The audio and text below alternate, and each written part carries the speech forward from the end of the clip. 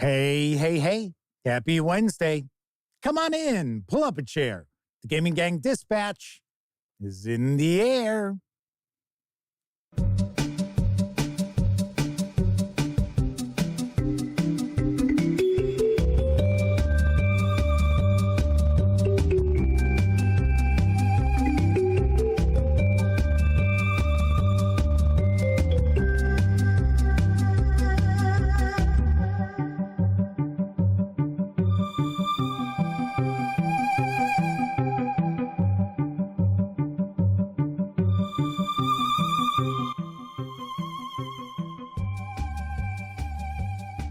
Howdy, gang, and welcome once again to the Duct Tape Studios. I'm Jeff McAleer, your host, here at the Gaming Gang Dispatch, brought to you by, incredibly enough, thegaminggang.com, of which I happen to be the founder and editor-in-chief. So welcome aboard, everybody. Tonight is Wednesday, May 8th, 2024. This is live stream number 1053. If you're not overly familiar with the show, let me point out, super casual around here, just hanging out, talking about the latest in tabletop gaming news, and I will normally pontificate about a topic related to our hobby, which I will be doing tonight, as I'm curious if you can actually play a role-playing game using only its system reference document. And we're going to talk about that after the news tonight. But keep in mind, just hanging out, having fun. We are certainly not engaged in any sort of rocket surgery or anything along those lines. Just having a good time. Now, of course, when you're not watching videos on the Gaming Gang channel, be sure to visit thegaminggang.com for all latest in tabletop gaming news, reviews, and a whole lot more you are not going to find here on the YouTube channel. You know the drill. Get your geek on at thegaminggang.com. And of course, because this is a live show, there is chat available. It's not on screen. It's one of the ways I keep some of the more unusual commenters at bay. And you must be a subscriber to the channel for at least an hour before you can take part in chat. Again, another way I keep some of the more unusual commenters at bay. But if you want to say howdy, maybe you got a question, a comment, by all means, chime in. I will do my best to respond. First out the gate tonight is Semper Buffo. And Kevin R. Smith, Viper Dave, W. Forge, Jeff Moore, Testy, Trekkie, Chris Lundgren. I think that's rounding out everybody in chat at the moment. Plus, I would not be surprised if the lovely and talented Miss SRD is hanging around, lurking in the shadows with the banhammer. So behave yourselves. I also see Confessions of a Frustrated Game Master and Kevin King are both popping on in, as is Lord Koss 2000. So we have got some rocking and rolling going on already. Confessions of a Frustrated Game Master says this is going to be a hot video. Jeff has no love for Wizards of the Coast. Yeah, but I'm talking about SRDs. It's not, there are far more companies out there than just Wizards of the Coast who have system reference documents and or Creative Commons rule sets that are out there. So we will talk about that, but to be honest, Wizards of the Coast really isn't going to come up that much. Really not. Christopher Lundgren mentions, glad to see that I'm safe following the tornadoes yesterday. Yes, I ended up wrapping up the show because I had tornado sirens going off outside. I had heard that there had been a tornado spotted in Plainfield. I don't know if that's the case. I know that's off Sarah D's way. So she would know more about that than I would. She also happens to be hanging out with us tonight. Testy Trekkie says, in the land of M, gnomes are essentially 2-foot-tall walking balls of death magic. 2 feet of gnome, 2 feet of pointy hat, and a ball of death magic. Kathy Evans is also popping on in with us, as is Roger Prudhomme. All right, so let's get down to brass tacks. Let's jump on into the news, because Pelgrane Press has launched their Kickstarter to fund a second edition of the 13th Age fantasy role-playing game. Here's the scoop. 13th Age was released 10 years ago as a love letter to Dungeons & Dragons.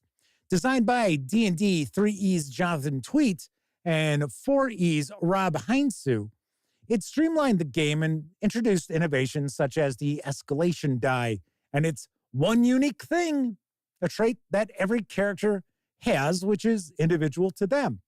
Second edition is now here, streamlined, clarified, backward compatible, and updated with revised classes, monsters, and more. And unlike the single book 13th Age, brings crunchy but streamlined D20 rolling combat to the table, where every character has their moment in the spotlight and no class gets left behind. Unless you don't have any class like me. For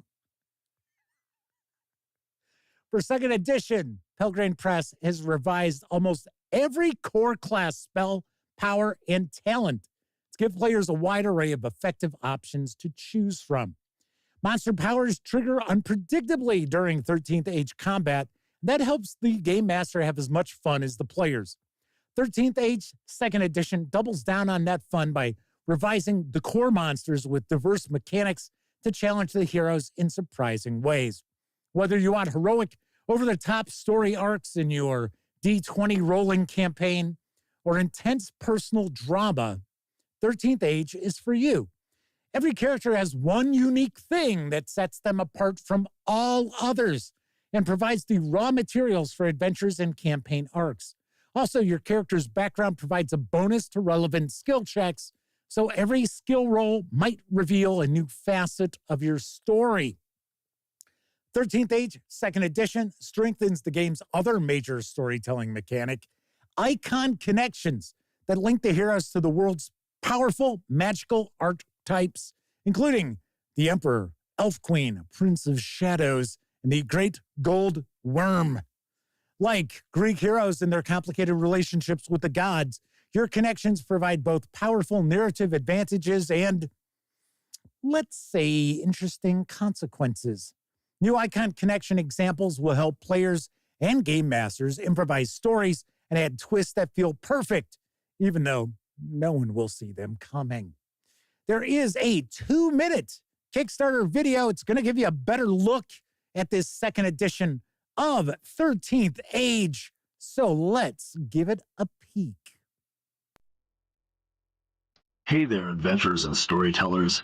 Get ready to delve into the next chapter of fantasy gaming with 13th Age 2nd Edition, the new iteration of the beloved tabletop role-playing game that merges classic D20 rolling action with innovative storytelling.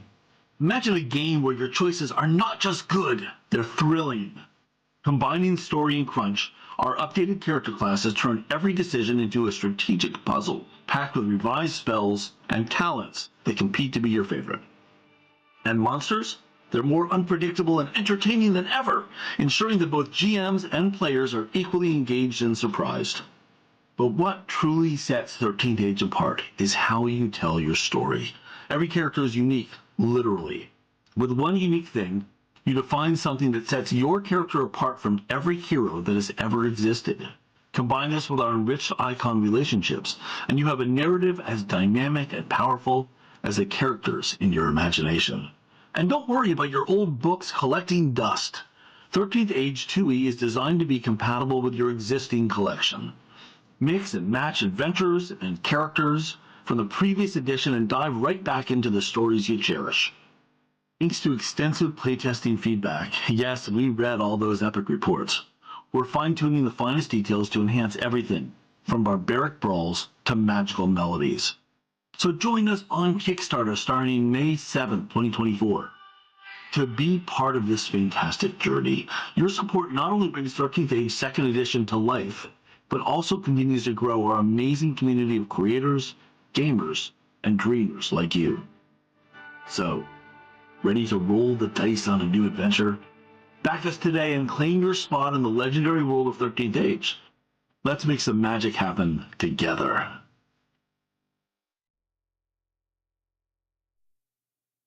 The project for 13th Age 2E funded in 62 minutes.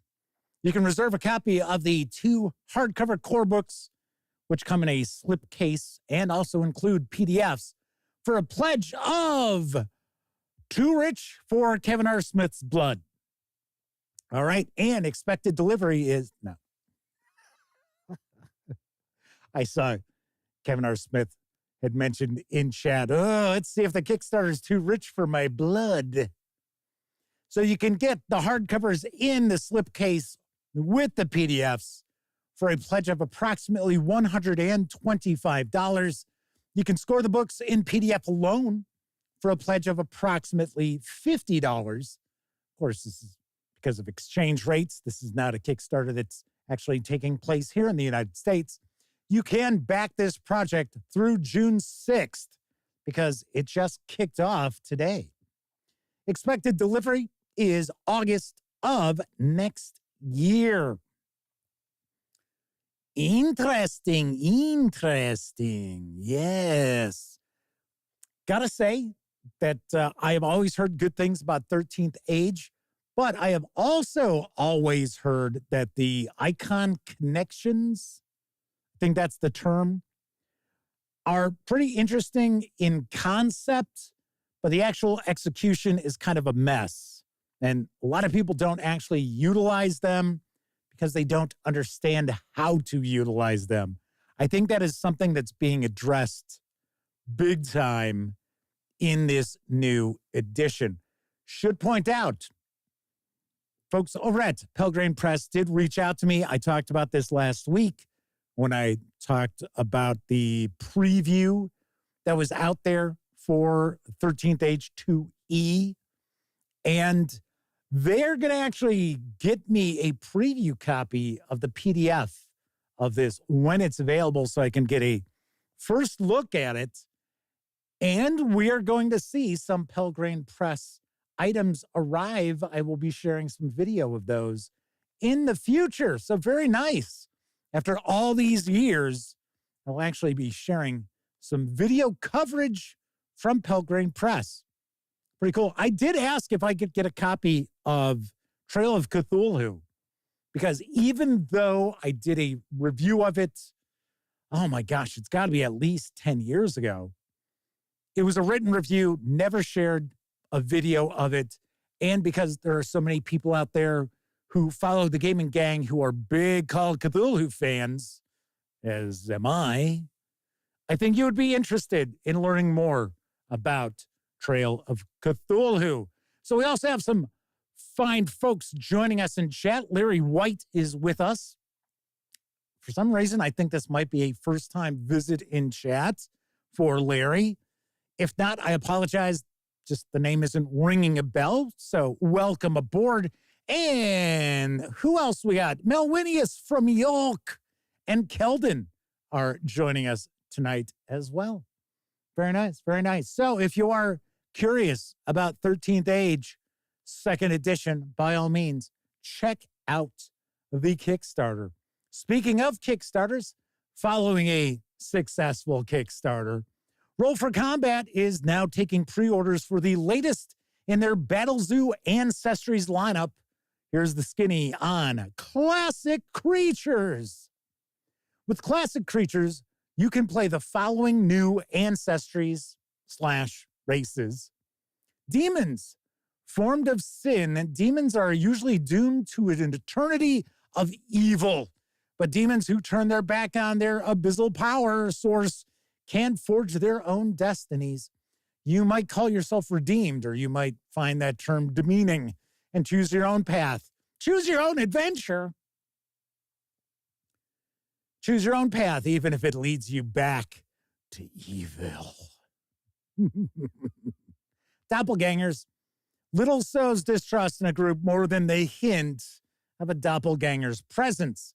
But some doppelgangers defy the expectation of sociopathic shapeshifters. You might seek to understand and forge your own identity, and perhaps even get the world to recognize it. Or you could be just another sociopathic shapeshifter. Choice is yours. Dungeons expanded. Play as a dungeon. No, really. Your extra-dimensional dungeon's core manifests an avatar who can go adventure or enter your inner dungeon to learn secrets and unlock new power. Gremlins. Mischievous tinkerers specializing in traps, tricks, and bad luck. Gremlins are usually malicious fae. Those who seek to buck the trend and become adventurers can put their talents to use, wreaking havoc on their foes. Intelligent weapons. You are an intelligent weapon and life is good. Using one of several methods, you've managed to get yourself a body and now you can go on adventures just like you always planned. Oni. Ancient kami who fail to protect their ward, whether through negligence or simple bad luck, are punished horrifically with a tantalizing eternity of watching with a world out of reach. Those who reject their torment can form new bodies and become Oni, typically under the patronage of evil forces who seek to bind the new Oni to a life of selfish pleasure. It actually sounds pretty good.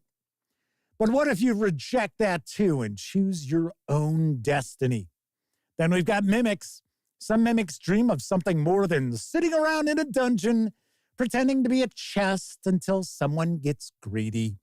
Pursue your dreams as a mimic adventurer. You can always go back to chest mimicry as a fallback career.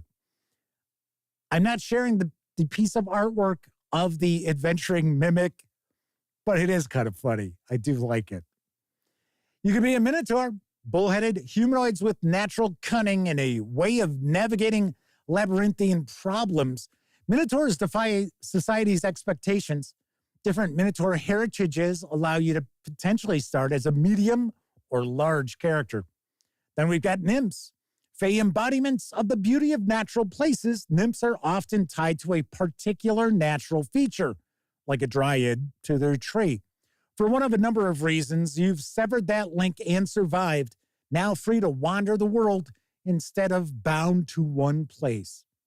Sidae are the hidden nobility of the Fae, typically living in secret settlements deep in the fairy realm and rarely deigning to visit the realm of mortals.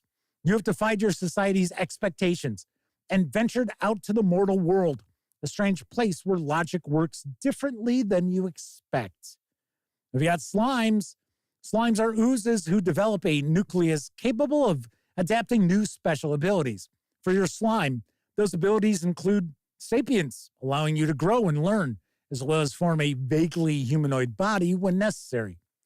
Stheno are newly formed ancestry of snake-haired Medusa-kin, created by a benevolent goddess's grace. With some members of the first generation of Stenthos still alive today, Stenthos represent a different role-playing experience than most ancestries, as they're still trying to carve out their cultural identity. You can pre-order Battlezoo Ancestries, classic creatures, for or either or 5e Dungeons & Dragons or 2nd edition Pathfinder. The hardcover and PDF combo, along with virtual tabletop goodies, can be had for either flavor for $59.99. This hardcover is expected to arrive later in 2024, but as far as I understand, if you do pre-order, you are going to get those digital releases now. Yes. Like the artwork throughout, I'll be honest, some of these are a little too off the wall for myself as a player, which we know I rarely get to do anyway, but still pretty cool. It's pretty cool. Definitely digging the various different species that are out there. And like I said, the adventuring mimic just cracks me up. It really does. It just cracks me up. Rogue Thinker and, amazingly enough, Stephen from Roll for Combat are hanging with us tonight. So Steven says, actually, it's out now. The PDF came out today for 5e and Pathfinder 2nd Edition. Hardcover is coming in the fall. I will point out that I do believe, and Steven will correct me if I'm wrong, you do have to get the pre-order to get the PDF or get the PDF by itself through the Roll for Combat website. Or I guess I should say it's battlezoo.com, because there are two affiliated websites that kind of lead to each other. But I do not think that the PDF is available over at Drive-Thru RPG as of yet. So I had to laugh. Steven's like, that's me. It's like, yes, it is. Larry White says they love mimics. Oh, here we go. Tessie Trekkie's talking about outgunned again.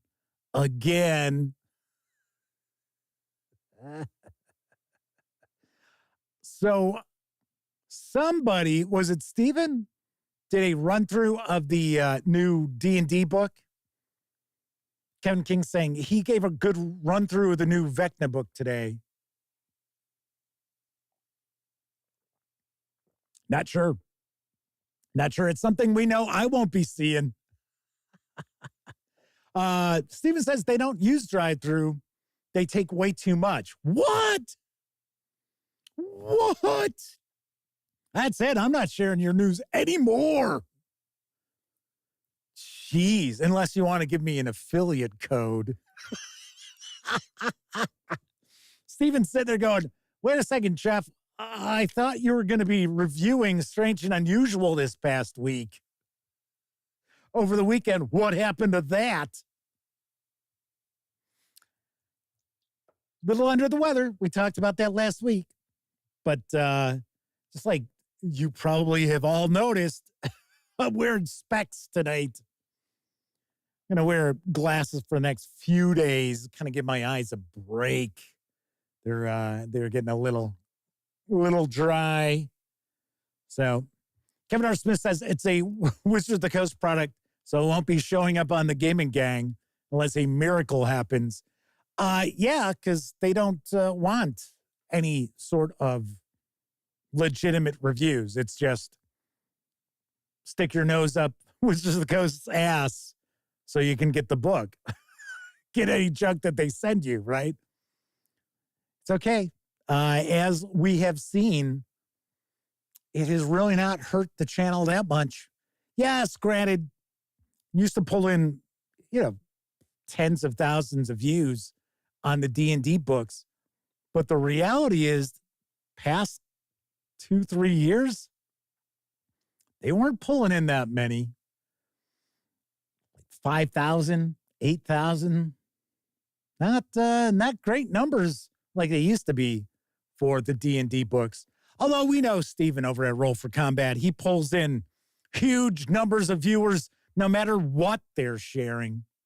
So Kyle Chaplin's with us, says the Vecna book is a massive fetch quest using a bunch of nostalgia-backed names to market the book. I think I'm going to pass. I keep kicking around doing a show where the topic is Wizards of the Coast going to absolutely completely botch the 50th anniversary of Dungeons & Dragons, which I think we all know the answer to already. And then I sit there and I think, you know what? It's just too clickbaity. Do I really want to get into that?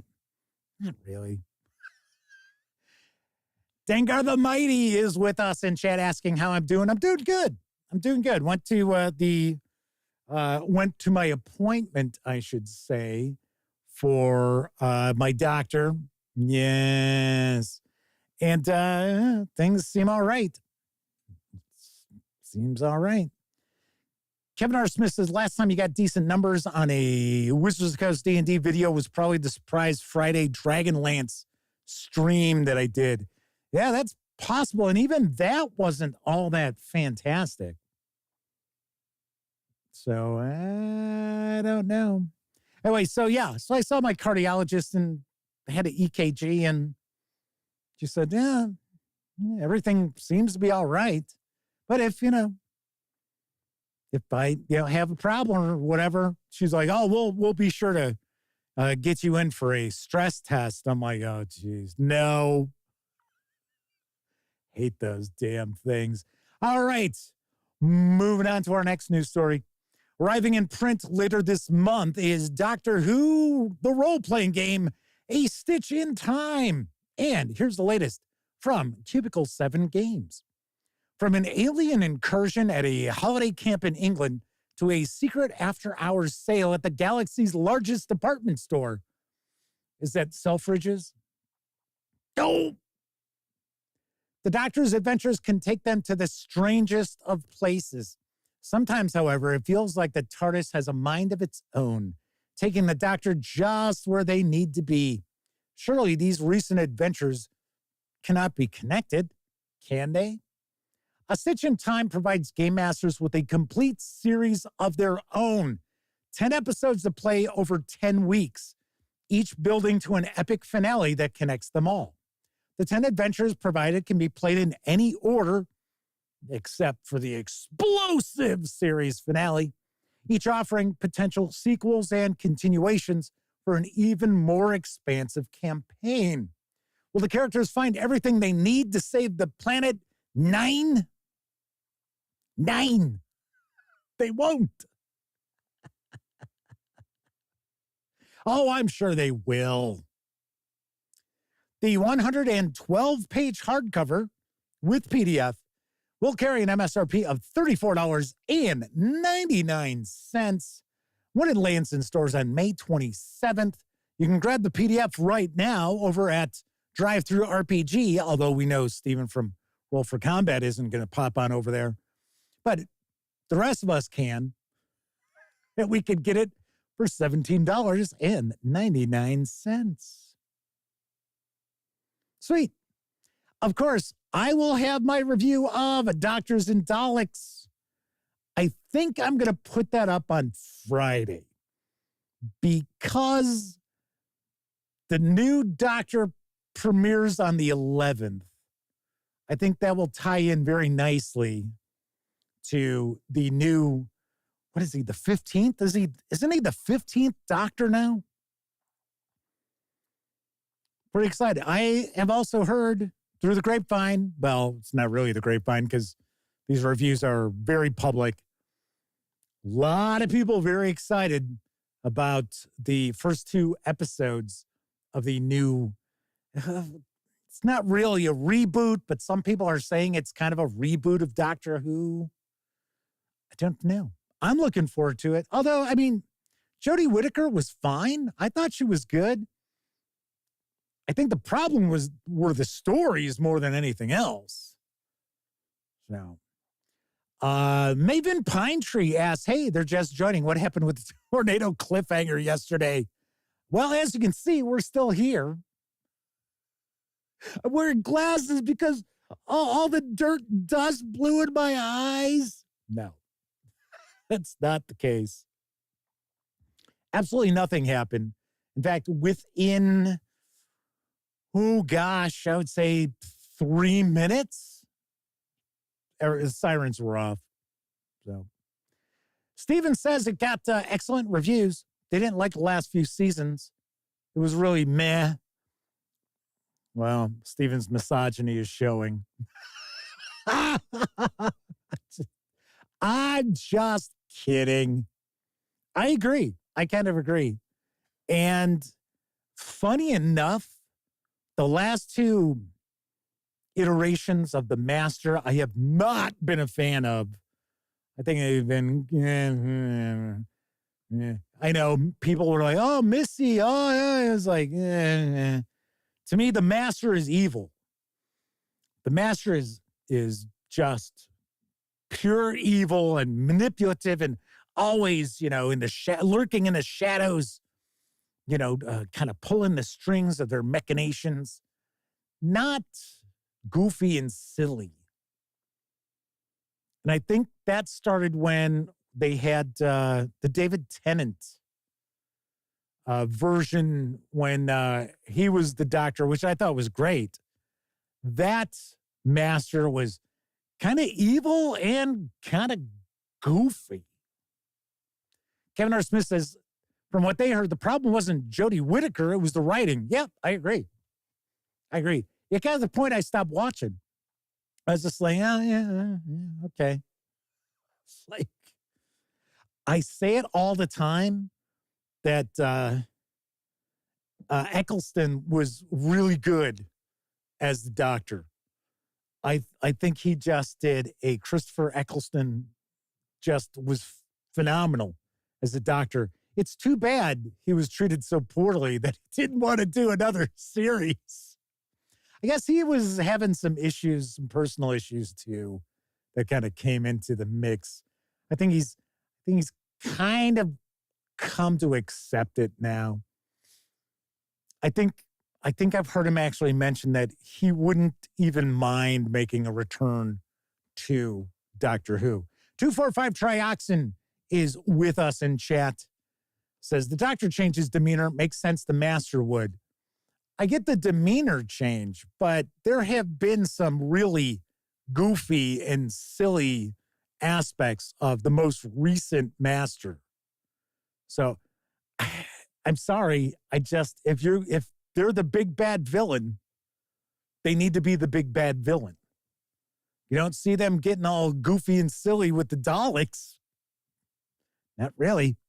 Kevin R. Smith said they saw some of the Eccleston episodes finally. Loved his portrayal. Yeah, every planet has a north. Or, no, a lot of planets have a north. I thought that was kind of funny. All right, on to our next news piece. Evil Hat Productions has released the latest supplement for the Monster of the Week role-playing game. Here's what I know about Codex of Worlds Apocrypha. The Codex of Worlds convulses like a thrashing beast between your hands, and suddenly, amid a guttural howl and a puff of sulfur, a second tome appears, the fabled Apocrypha. More team playbooks, new rules, and additional mysteries expand your Monster of the Week game even further. Multiply your hunter's firepower with the Army of One. Return from retirement with Back to Square One. Escape the apocalypse and prevent the next one with The Doomed World Exiles. Assemble your own crew of investigative journalists from Monster Revelations. Use the storied hunter lineage to tap generations of monster hunting expertise. Or get your adrenaline fix with the Thrill Seekers Team Playbook. No matter which team playbook you choose, the Curse Ear will serve a valuable role consuming evil magic as you face down threats. Never mind that corruption track. Let's find another monster. For Game Masters, 6 new mysteries help you dive into the alternate worlds introduced in the Codex of Worlds. The new resources for Game Masters don't end there. Case Closed offers a system for creating quick 15 to 30-minute mini mysteries. And wait, monsters are real? Introduces Prelude Adventures. Not everyone has the skills of a hunter. In this funnel-style setup, you play regular folk, striving to survive their first encounter with the supernatural. Ideal as a springboard to set up a new campaign of Monster of the Week. Apocrypha requires the Monster of the Week core game and the Codex of Worlds supplement to take full advantage of its content. At 210 pages, it expands the team playbooks and world frameworks introduced in the Codex of Worlds by nearly 50%. The 210-page PDF is available right now over at DriveThruRPG for $15. Sweet. This is the sort of role-playing game that I know my best friend Elliot Miller and his wife would dig. Because, for one, I think I've mentioned this before, Elliot's wife has seen every season of Supernatural. I think the last count was 7 times. Every season of Supernatural. 7 times. Might even be 8. And of course, they're both big Buffy the Vampire Slayer fans. So I have mentioned Monster of the Week to him on multiple occasions. I don't think he's ever looked to pull the trigger, though. And if I remember correctly, I think Monster Week is powered by the apocalypse. So that sometimes throws some people as well. But looks pretty cool. We've got all new content really buffing up that Codex of Worlds. All right, final news piece. There is a new Old School Essentials supplement. New Old School. It's arrived from Old Skull Publishing, and I do believe there is a print edition that is on the horizon. I will mention that in just a bit. But I want to share what I know about Fire and Fangs. Weird stone and sorcery adventures for Old School Essentials. The elders have spoken. The world is changing. Are you ready? Fire and Fangs is a supplement for Old School Essentials that introduces new rules, character options, setting information, and an introductory adventure taking you and your friends on epic adventures in a mythical Stone Age that never was. With Fire and Fangs, you'll be able to create adventures of an ancient primordial world. Your characters will face ravenous dinosaurs, enigmatic alien beings, incrustable elder beings, and diverse cultures and peoples in a fantastic prehistoric world inspired by pulp literature, pop media, and more. Referees will find information about the game world, random tables to spark their imaginations, and a full introductory adventure to start gaming right away.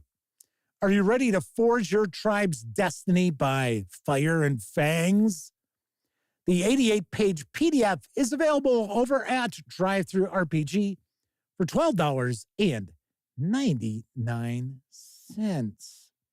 And I do believe this might be coming out as a physical book by way of Exalted Funeral, because I do understand that Old Skull Publishing does release some of their physical books through Exalted Funeral. Exalted Funeral does the printing in that. I think this might be on the horizon, but I went and took a peek over at Exalted Funeral. It is not on the website just yet. I gotta say, this looks mighty impressive. Just look at that hex map coming up. I was like, wow, that looks really nice. But I will point out that Old Skull Publishing does release a lot of OSR-related content, and I have heard good things about a lot of the releases. They do an OSR retro clone. I'm trying to remember something like Sinister Spell Slingers and Swordsmen or something like that. So very nice. Very nice. Chris Lundgren asks, has anyone else heard of this dark-themed role-playing game that is evil Disneyland, adjacent genre, the happiest apocalypse on Earth? I have heard of it. I don't know really much about it, but I have actually heard of it. Now, Winnius asks, what does PBTA mean? Powered by the apocalypse. Yes. Very nice. Very nice. All right, that is it for the news tonight. Of course, keep in mind, the Gaming Gang, thus the Dispatch, is affiliated with the One Bookshelf sites. So if you happen to be stopping by DriveThruRPG, I know Stephen from Roll for Combat won't be. Maybe some of you others watching will. Keep in mind, we are affiliated. So if you are going to stop by DriveThruRPG or Dungeon Masters Guild, Storyteller's Vault, Wargame Vault, what have you, please stop by thegaminggang.com first. Click on one of our banner ads. That way, if you happen to make a purchase, I get 5% of that sale. And all those nickels, dimes, and quarters really do add up and help keep thegaminggang.com around. Yes. If you like this video,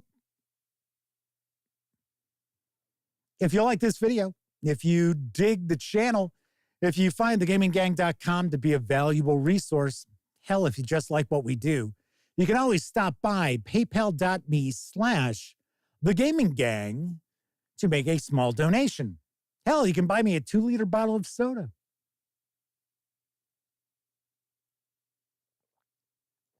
delicious. Someone commented on yesterday's video and they said, well, you know, if you have heart issues, you should probably knock off that soda. Do want to point out, the soda I drink has no caffeine, no sodium, and no sugar. So, not too bad. Not too bad. Anyway, I also want to mention, big thank you to the Madman, Agile Monk, and Joshua Edwards, because they recently stopped by paypal.me/thegaminggang and made not small donations. So much obliged. And thank you to all of you out there who visit Drive-Thru RPG by way of our banner ads and or stop by paypal.me. The Gaming Gang. It is much appreciated. Stephen for Roll for Combat says, I'll buy you a 3-liter bottle of soda. Oh, yeah, he's going to the dollar store. Reyes, what are they now? The $1.25 store? So, okey-doke. Kyle Chaplin says they were literally just looking at Drive-Thru RPG for the Call of Cthulhu 7th edition book. The Things We Leave Behind. We'll definitely use the link. We have a review of that, actually. Almost positive that's one of the Stygian Fox releases for Call of Cthulhu that is reviewed on thegaminggang.com. Yeah, Stygian Fox does good stuff. They really do. So there is that. You might want to take a peek. Very nice. Very nice. All right. So tonight, we're going to discuss, can you really play a role-playing game only using its system reference document, otherwise known as an SRD? We're going to get into that right after this brief intermission.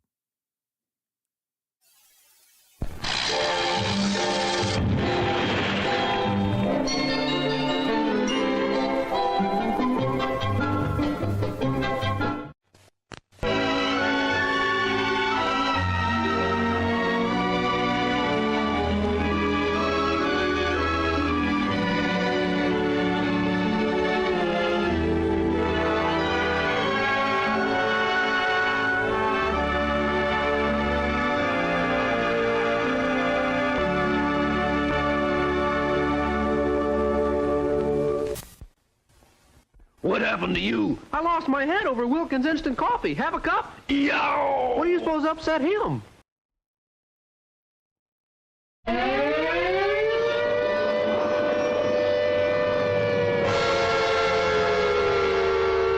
Flying saucers have invaded our planet.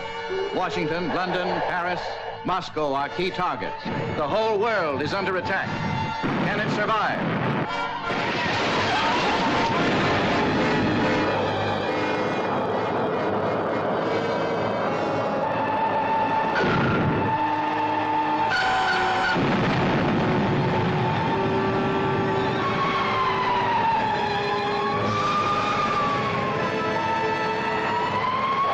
We are the survivors of a disintegrated solar system. At this moment, the remainder of our fleet is circling your globe. What do you want with me? Arrange for your world leaders to confer with us in the city of Washington. They set up an electronic screen. The artillery doesn't penetrate. Never before has the screen reached such heights of excitement, breathtaking spectacle, hair-raising terror. See the saucermen's high-frequency disintegrators. See flying saucers travel thousands of miles in seconds. See great cities leveled by flying saucer monsters. Russ, look. The same kind of thing that's watched us since the beginning of the project.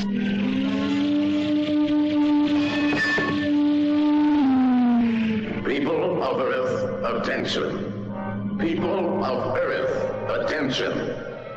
This is a voice speaking to you from thousands of miles beyond your planet. They're coming down to take over. They made that clear to us in the saucer.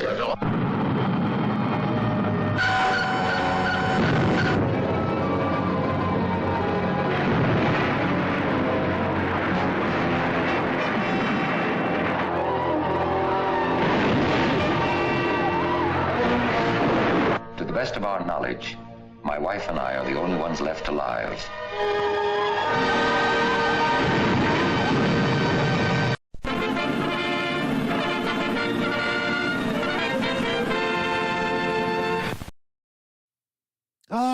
All right. Some of you out there in chat are making fun of the most staggering screen experience of your lifetime, Earth versus the Flying Saucers.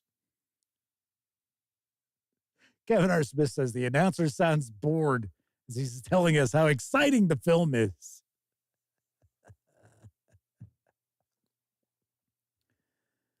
James Eck and Lenny Blade are with us in chat.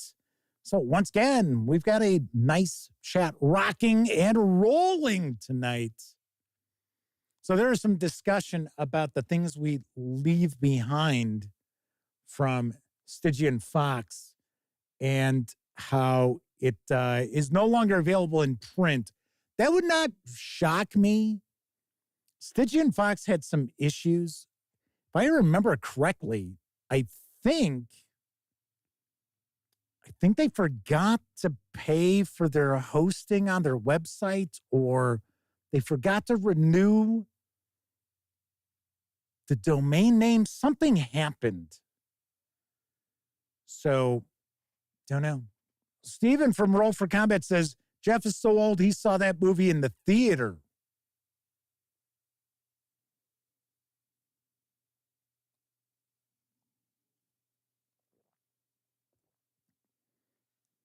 Sorry, I was too busy fighting in World War II to go. No, just joking. Yeah, I think that's like a late 40s movie, early 50s. All righty. Joseph Quam is also popping on in. So welcome, everybody. All right, so tonight we're going to discuss, and this isn't going to be a very long discussion,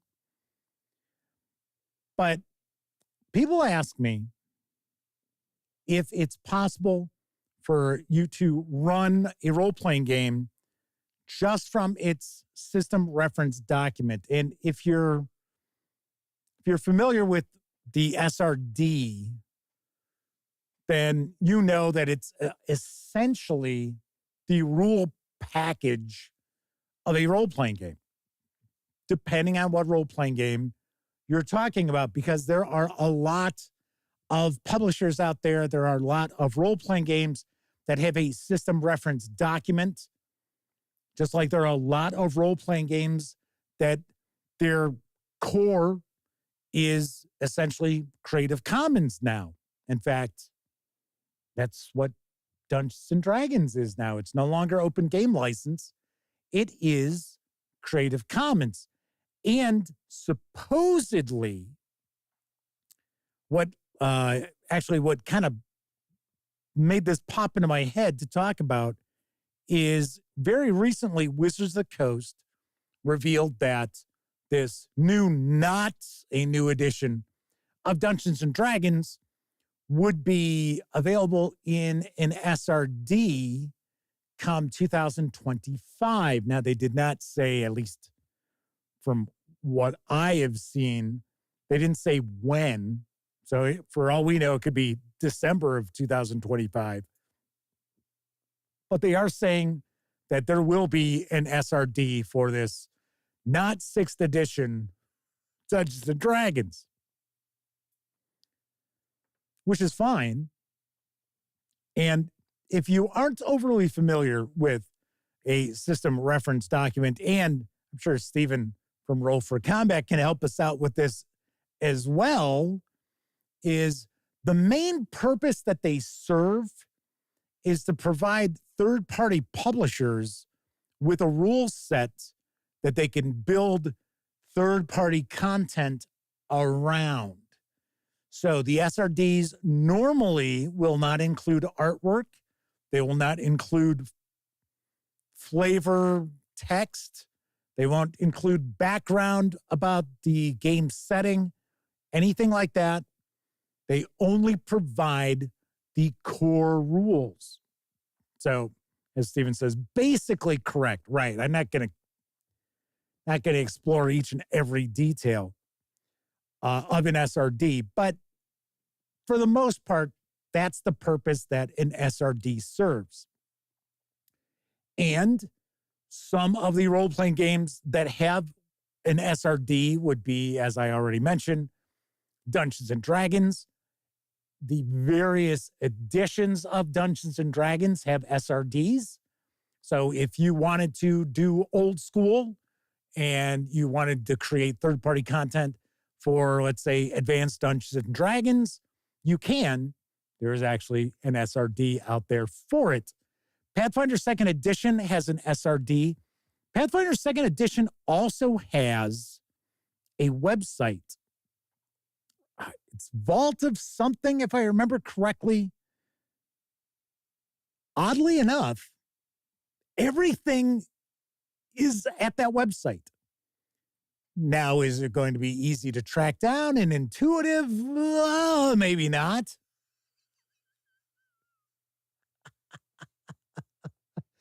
Maybe not. Reason why I don't really know too much. There we go. Thank you. Sean O'Donnell pops in and points out Archives of Nethys, or Nethys is what it's called.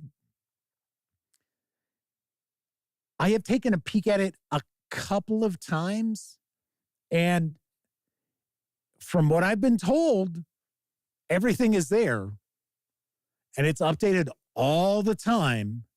So the reality is you don't actually need to go and buy the books, but it doesn't look like it's, laid out as easily accessible as you would maybe like it to be. Plus, I got to be honest, I think I would have just an absolute bitch of a time trying to run a role-playing game of that sort of complexity, that crunchy, from a website where it's like, oh, wait, hang on, got to click on the link for that feat. Hey, what? Be pretty wild. So Kevin R. Smith is talking about some of the stuff that is actually out there as an SRD. So yes, Pathfinder, Starfinder. Of course, we've got the new 2nd edition play test. Well, maybe not everybody. I'm excited about it. Forged in the Dark. Forged in the Dark is Creative Commons, I'm pretty sure. So a little bit different, but effectively the same thing. Yes, Tales of the Valiant. That is another one that has just recently been mentioned that Cobalt Press is releasing an SRD for. I'm not positive if it's out or not. I'm not sure if you can grab it yet or not. Also, Basic Role-Playing, which of course powers RuneQuest, Call of Cthulhu. So RuneQuest and Call of Cthulhu, to my knowledge, do not have SRDs. Basic Role-Playing, which is the core system, which with tweaks drives those games, does have an SRD. Powered by the Apocalypse, which is, I think it's Dungeon World, which actually has the SRD. Not Apocalypse World, which is the original game that everybody's, when you have those mechanics, it's powered by the Apocalypse. It's like, well, that's it. That's the Apocalypse. It's Apocalypse World. So, and it's funny, a lot of people think that it's Dungeon World that created that system, but it's not. It is Apocalypse World which created that. Chris Lundgren says, is basic D&D rules on the Wizards of the Coast website an SRD? I would think. I mean, is it basic? Are we talking like Moldvay basic, or are we talking about, oh, hey, here's an introduction to Dungeons and Dragons? Chris Lundgren says, Osric technically is kind of an SRD. Actually, it's not. That is actually a game system. So that is, it's It's not really an SRD, because what an SRD is like, for example, a lot of times an SRD will not have a bestiary. They will not have monsters. Now, once again, all depends on what game you're talking about, because there are some SRDs or Creative Commons releases that is essentially the whole game without any artwork. So think about the Kevin Crawford releases like Stars Without Number, Cities Without Number, Worlds Without Number. The free ones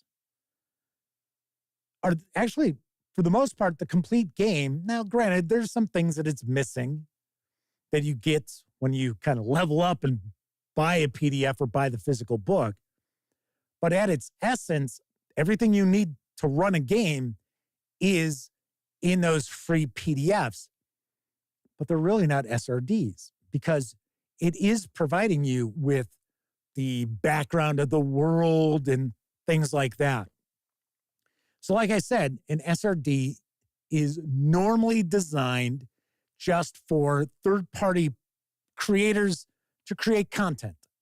So they know the rules that they can utilize to build off of, and you will normally not see anything that is copywritten in an SRD.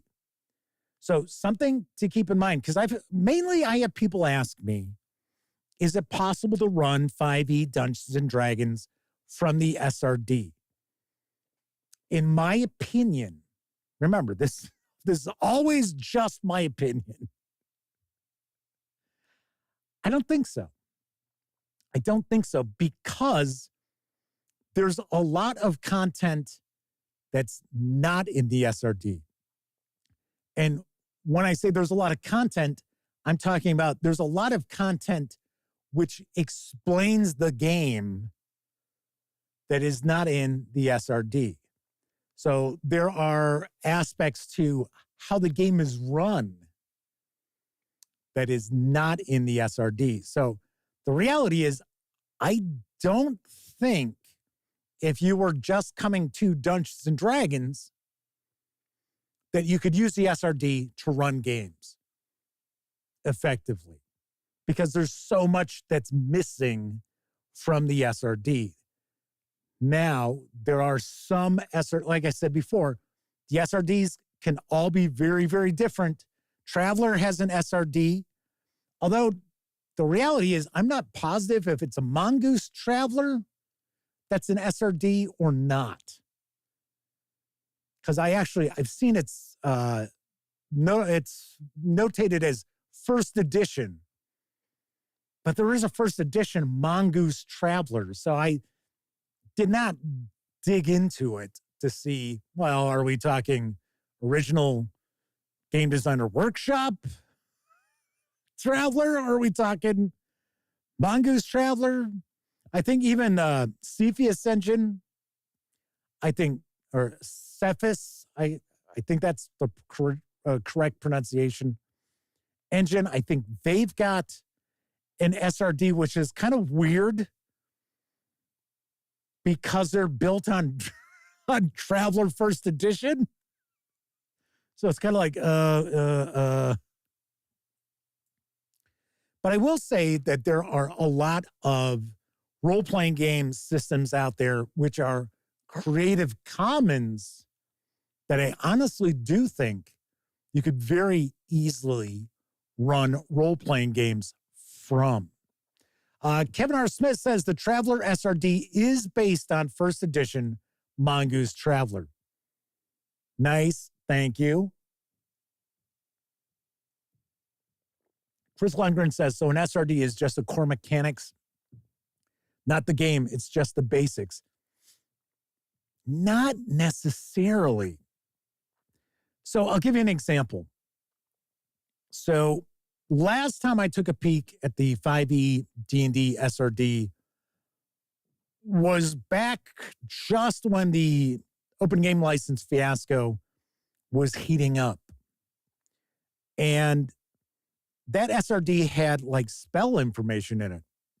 Not all the spells, but there were a good number of spells in it. But the kind of explanation of how magic works in Dungeons and Dragons wasn't. So just like as a game master running Dungeons and Dragons using the Dungeon Master's Guide, I guess I should say Dungeon Master, not Game Master, there are concepts in that book which explain not as well as it could, to be honest. I'm not necessarily ripping on Wizards of the Coast, right? I'm just saying, I think everybody knows 5e mechanics aren't necessarily the best explained and most intuitive system out there, although at its core, it is pretty simple. But as far as Dungeon Master's Guide, there's a lot of content in there which gives you a breakdown of how does a Dungeon Master run the game. That's not in the SRD. The rules are there. How you fit those rules together is not. So, as I point out, the SRD is there. Could you get the SRD for some of these games and conceivably run something? Sure, you could, because the core mechanics are there. But if you are just coming to this hobby, you're just dipping your toes in to role-playing games, it is certainly not something that I would recommend. But once again, you could look at some of the Creative Commons releases that are out there, because those tend to be more full-bodied.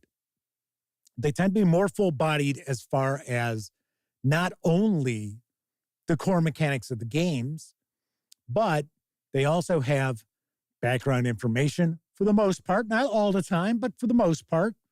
They have background information about the setting. There's essentially flavor text, as we like to say.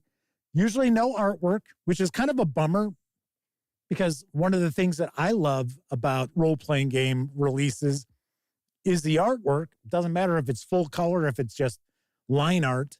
I always like to see artwork because it kind of gets my creative juices flowing, or my imaginative juices flowing. So not having any artwork kind of becomes a pretty dry experience reading through things.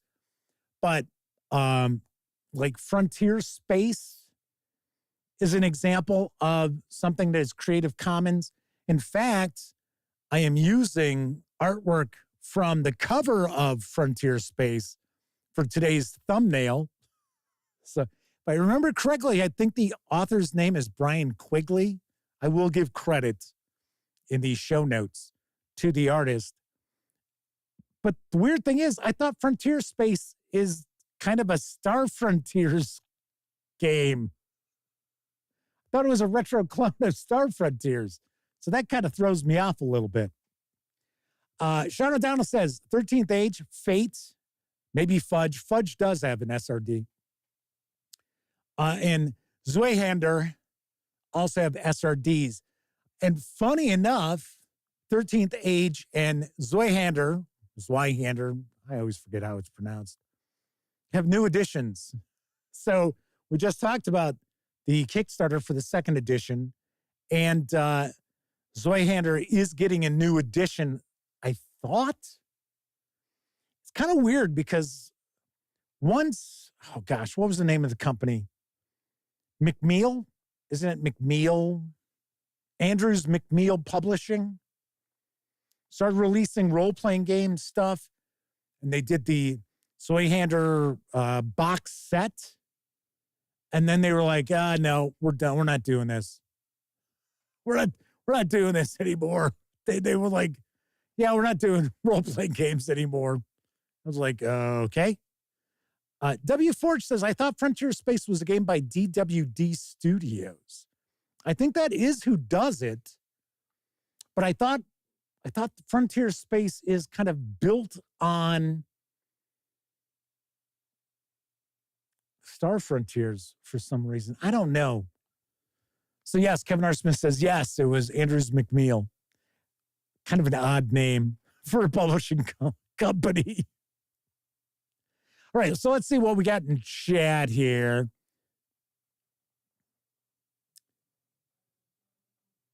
So Kevin R. Smith said, the defining feature of a system reference document is it's released under some kind of open license.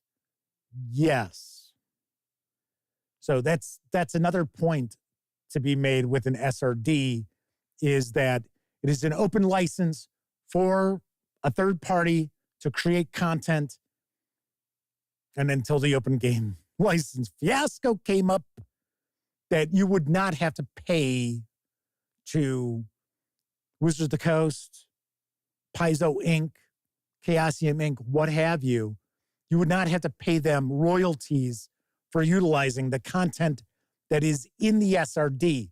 Now, if you utilized content from their games that is not in the SRD, then you could be looking at copyright violation and very likely get a cease and desist from that company. And if you were selling stuff, they could look to recoup funds from you because of using that. Chris Lundgren says, I know it's off topic. I keep seeing your AD&D Player's Handbook behind you. Looks pristine. Love to see it on screen. A show and tell someday. It's not completely pristine behind me. It is not bad. Here, I'll grab it. I'll move my little owl bear and Displacer Beast.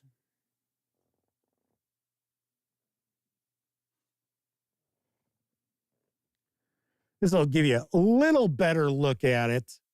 So, nice thing about it is the corners are in pretty good shape. There's a little dingage here. One of the aspects, if you're looking to pick up like the first edition AD&D books that you have to really keep your eye out on, is right here along the spine. This indentation with a lot of books, it's all just beat to shit, or it's all bubbled out. So I see that quite a bit. I'm trying to remember if this is the one that's got one of the books I have. Let's get one that's got get a page that's got a little artwork. One of the books I have, it might be the Monster Manual. It might be my Dungeon Master's Guide. On the inside, somebody wrote their name in ink. But if I remember correctly, now I've had this for a good amount of time now. I probably had this about 6 years now. I want to say I paid $55 for it. And I did get this off of eBay. So in fact, all of my books that I got off of eBay. I did get one off of Amazon, and it was the Dungeon Master's Guide. And it was supposed to be with the Ifrit on it. And it showed up, and it was the Jeff Easley artwork. And I was like, wait a second, this is not the book that I bought. So I returned it right away. I got my money back, but it was also through like a third party. It wasn't sold by Amazon. But I think the most expensive book I've got is my Monster Manual. I think I paid $80 for that. But they are all in pretty good shape. But, got to keep in mind, these books are 45 years old, thereabouts, all different kind of. All right, so let's see. Kevin R. Smith says some have more information than others. For example, AON, why is that not ringing a bell with me, has a getting started section that explains the basics behind the game. Dangar the Mighty says, my copy is usable, but not in that great of shape. I mean, the reality is, if you're looking to get something that, if you want to have copies of, say, first edition Dungeons and Dragons, but you don't really care, like, what print edition it is, or if, it's like a legitimate TSR book, I would honestly say get the PDFs, because you can get the PDFs. I'm pretty sure that first edition AD&D is available in PDF, and go have them made up as soft covers. I think Lulu will do that. I know I've heard some people say some places won't print PDFs because of copyright.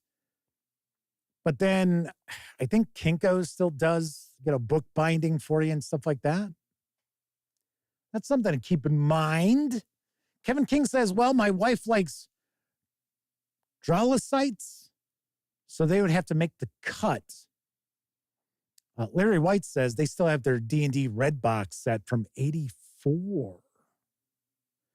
Kevin R. Smith says, if you're willing to settle for later covers of Player's Handbook, Dungeon Master's Guide, and Monster Manual also has the Jeff Easley artwork. Yes, it is much cheaper. It is exceptionally cheaper. Chris Lundgren says they paid $40 for Oriental Adventures from TSR. They lucked out. They bought the reprint on drive-thru. I stopped. The last AD&D book I picked up is Arcane. What is it? Arcane Knowledge. So that's it. So I've got up to that, and that's it. Because I don't have any connection. In fact, the reality is I don't have really any connection to the Arcane Knowledge book, because the last D&D book I picked up was Fiend Folio. Chris Langren says, FedEx will not print PDFs in their area if it shows any copyright. That is a possibility. Sean O'Donnell says Staples is okay about it. Kevin R. Smith says the Monster Manual cover doesn't seem as iconic as the other two. Funny enough, you're right. Because personally, I do not like that cover. I think the cover is pretty bad. It just looks really cheesy. But the homage cover for Castles and Crusades is actually really cool. So it's like, wow. Larry White says, if you're looking for older game books, they were surprised by what you could find in used bookstores. That is an interesting point, because depending on where you're going, so if you go to like a half-price books, you are probably not going to find any sort of a deal. Although, strangely enough, a lot of half-price books have comics, and they don't seem to price the comics right. Because my brother goes and buys comics all the time from half-price books, and he gets some pretty rockin' deals, at least at the one near him that he goes to. But as far as, classic role-playing game books, and I'm not saying you're going to walk into half-price books and be able to pick up a Player's Handbook, but like even older, like Vampire the Masquerade stuff that was just printed in the practically the millions of copies, not inexpensive at all. Now, when I lived out in Arizona, in the Phoenix area, they've got a place called Bookman's, which was excellent. I was there every week. Used books, used media, just a really cool place. And every once in a while, I would see a pretty good price on used game stuff. So all depends on what you've run across. They would always have like tons of 4E D&D stuff 3.5 at halfway decent prices. But I would think if you go to a sort of a normal used bookstore that might carry game books, you might be able to find some pretty cool stuff. Kevin King says they miss Bookman's. Kevin must have moved from Arizona, because I'm pretty sure Bookman's is still around. At least the one that was in Mesa should still be there. Larry White says they have a number of brick and mortar used bookstores around there in Massachusetts. I used to go on Mondays down into an area called Newtown in Chicago. Loads and loads of used bookstores. I got to be honest, now granted, this was quite a ways back. I don't seem to recall running across game books in any of them. Used to get a lot of fantasy and science fiction stuff and history stuff too. Kevin King says they moved from Arizona to Virginia. Yeah, so there you go. So there you go. You'd be missing Bookman's. Kevin R. Smith says 4 ebooks were in half-price books in their area about a month or two after its release. I read 4E. That was it. That was all I did. And it was funny. I was actually spending a week over at Elliot's house, and he had it. And I was reading it at night because I don't go to sleep until late. Lenny Blade's rocking out to go play some Russian campaign. Avalon Hill. Yes. Didn't SPI, why do I always say SSI? They're a video game company. Didn't SPI also do a Russian game, or am I thinking the Russian Revolution game? Sean O'Donnell asked, does Gaming Goat or Fair Game have anything near me? I would not go to the Gaming Goat because I heard Jeff over at the Gaming Goat is a dickhead. So, and I have heard that from people who were in business with him. So I would not be giving them any of my hard-earned cash. Fair Game, I am not familiar with. I have not heard of Fair Game. I've got a game store near me, not too far. It's about a 20-minute drive. Then there is another game store, the Wandering Dragon, for a change. I remember the name of it. That is over in Plainfield. That's pretty good. They tend to have used stuff. But the reality is, unless it's something I really, really want to check out, I don't buy game stuff. It's essentially what gets sent to me for review. That's the deal. So Sean O'Donnell says, check in Geneva. They started in Downers Grove. What was I'm trying to remember the game store that's in Mount Prospect, because I think they're still there. They're just off of Northwest Highway. Game Depot? I don't know why that name's popping in my head. I used to go there quite a bit. But yeah, every once in a while I go to the game store that's in Oswego. And I think it's Oswego. I don't think it's Montgomery, which are towns out by me. And it's got like a really bland name, like the Game Company or something like that. There we go. Games Plus. Yes, that was it. Games Plus. Used to go there quite often. But when I went to Games Plus, I was not really picking up role-playing game stuff unless I ran across something that was for like Call of Cthulhu that had just come out. Chris Lundgren says, that's how they got their J. Eric Holmes D&D rule book, the classic blue book, for $40. It was almost perfect. At $40 didn't get you that box, though, did it? Sean O'Donnell says, TGS Oswego. So here's something that's kind of funny.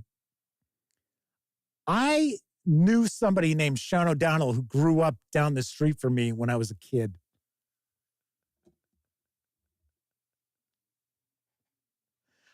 highly doubt it's the same Sean O'Donnell, but I'm just saying. Melwinius says, Degenesis would be an interesting topic, a tabletop role-playing game that was discontinued as it was gaining traction after a long time of being a niche game. To be honest, I am not familiar with that. I mean, we've got Genesis, right? Isn't that Fantasy Flight Game? Well, now it's Edge Studios. Let's make sure I get that right. GameCat is hanging out with us tonight. I don't think I said hello to GameCat yet. What would they say is my most valuable or prized role-playing game book?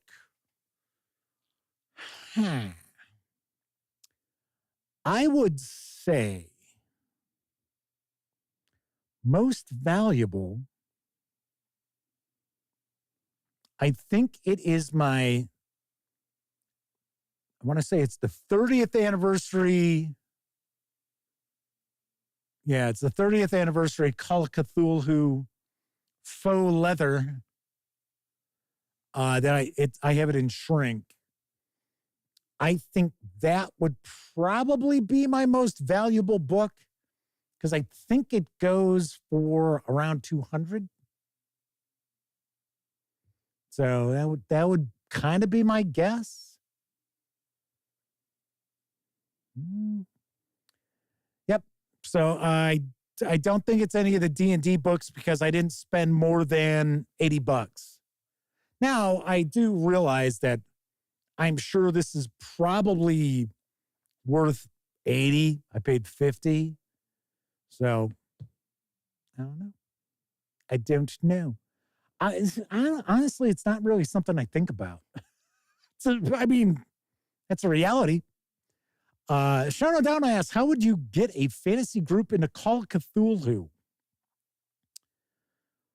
Well, that could actually be a good topic for another show.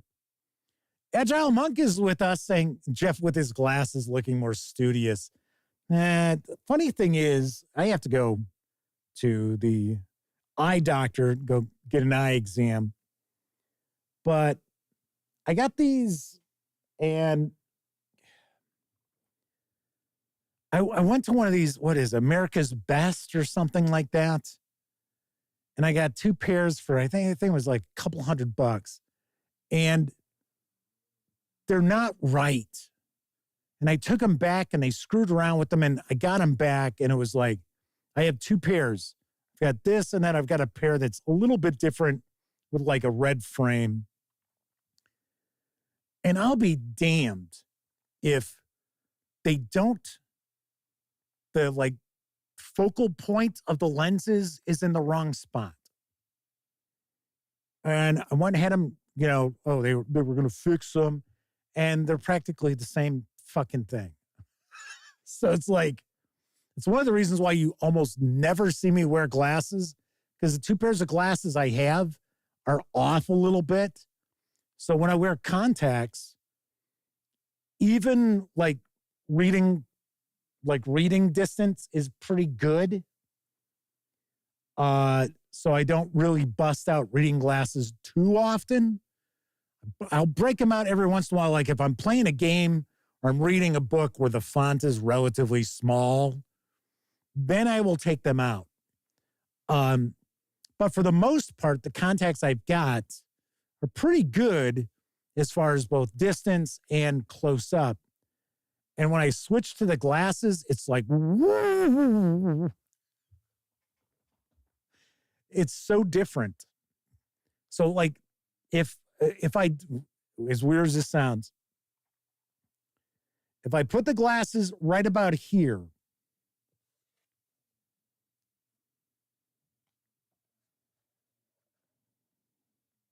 explanation, description. A fireball is an explosive burst of flame which detonates with a low roar and delivers damage proportionate to the level of the magic user who cast it, i.e., 1 6-sided die for each level of experience of the spellcaster.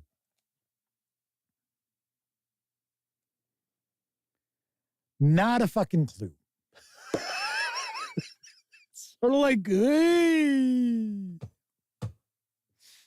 Yikes. So anyway, in fact, the funny thing is I was going to call my insurance company to see, because I went to America's Worst, as people are saying in chat. I went and had my eye exam there and had my contacts. And well, no, I take that back. I took the prescription and ordered contacts online. And then I got the glasses there. So I don't want to go back there. So I'm going to call my insurance company and ask, who they recommend nearby. Because there's an optometrist my dad goes to. But I got to make sure, are they going to cover it there? And because I am pre-diabetic, they do want me to go on a yearly basis for an eye exam, which I don't do. Yeah, I know. John Snyder's popping on in, as is I'm Sylvie. For some strange reason, that name isn't ringing a bell. Might be a first-time visit in chat. Welcome aboard. All right. So we got a little AMA alongside me talking about SRDs. So to sum up, I don't think it would be very easy for a newcomer to the hobby to run a role-playing game based upon its system reference document. I think it would be very, very difficult because that additional content just isn't going to be there for the most part. Now, there are loads and loads of role-playing games out there, big names and small names, which are available as Creative Commons downloads. I do think that you could have a pretty easy time running stuff from those. John Snyder says, wait, who the hell is this guy? Where's Jeff? Here I am. I got to cut my hair too. My hair is kind of a mess. All right. Kevin R. Smith says there's a D100 base game that's basically old school RuneQuest in a traditional D&D type setting. I forget what it's called. Isn't that, is that Mithras? Is Mithras like that? I am, Sylvie says they usually watch on Memorex. Yeah, cool deal. Thank you. John Snyder says the Clark Kent effect. Yeah. Something that's pretty funny. I don't know if you've seen it. Yeah, and it depends. I mean, for a lot of people, Jimmy Kimmel is an acquired taste. He's sort of like me. But if you check out his Batman versus Superman, or Superman versus Batman, whatever the hell it was, his video where he's actually in scenes, it is pretty funny. It is pretty funny. Kevin R. Smith says, Mithras was 5e RuneQuest with serial numbers filed off. I thought it was Glorantha was filed off. I thought it was supposed to just be kind of just a fantasy setting. So, I don't know. Come on, honestly, there's loads and loads of role-playing games out there that I know nothing about. I think it would be pretty impossible to be on top of all of that. All right, so that is it for this time out. Tomorrow night, I am going to discuss the 5 different types of role-playing players, or role-playing gamers, I guess I will say, and how you can go about making sure that all 5 of them are entertained at your game table as a game master, obviously enough. So I'm going to talk about the 5 types of role-playing gamers on tomorrow's show. And of course, the latest in tabletop gaming news. All right, that is it for this time out. If you were watching live, thank you very much. If you watched live and took part in chat, a big tip of the cap to you, and thank you, because you're not only keeping me company, you're keeping each other company too, But of course, I know a lot of folks out there, they don't have an opportunity normally to watch live. Doesn't matter if you're watching live or on Memorex. Thank you very much for taking time out to watch any of the videos here on the Gaming Gang channel. And of course, if you like the video, by all means, please give it a quick thumbs up. Subscribe to the Gaming Gang channel if you haven't already. And if you do subscribe, don't forget, ring that bell, because it'll not only let you know when the Dispatch streams live Tuesday, Wednesday, and Thursday evenings right here on YouTube at 7 p.m. Central. I'll also let you know when I share other videos, such as my upcoming review of Doctors and Daleks from Cubicle 7 Games. Of course, when you're not watching videos on the Gaming Gang channel, be sure to visit thegaminggang.com for all latest in tabletop gaming news, reviews, and a whole lot more you are not going to find here on the YouTube channel. You know the drill. Get your geek on at thegaminggang.com. I will be back tomorrow. Once again, I'm Jeff McAleer. Enjoy the rest of your morning, afternoon, evening, whatever time of day it is in your neck of the woods. And of course, as always, I hope every one of you gets to enjoy plenty of great gaming with your gang.